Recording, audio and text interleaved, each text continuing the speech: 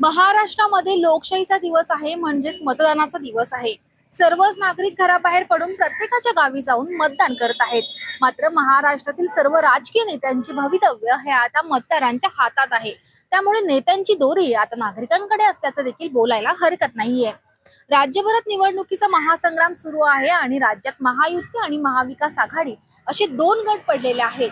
महायुतीमध्ये पाहायला गेला तर भाजप, शिवसेना, शिंदे गट आणि राष्ट्रवादी अजित पवार गट हे घटक पक्ष आहेत। तर दुसरीकडे महाविकास आघाडीमध्ये काँग्रेस, शिवसेना, ठाकरे गट आणि शरद पवारांचं राष्ट्रवादी हे घटक पक्ष आहेत। महायुती आणि महाविकास आघाडी या दोन गटांमध्ये जोरदार लढाई होणार असल्याचं चित्र आपल्याला पाहायला मिळतंय। यामुळे कोण बाजी मारणार, कोणाला हार मानावी लागणार हे आता निकालानंतरच समोर येईल। मात्र गेल्या वर्षांमध्ये ज्या ज्या पक्षांनी किंवा सरकारने काम चांगले केले आहेत त्यांना जनता निवडून देईल असं चित्र सध्या दिसतंय।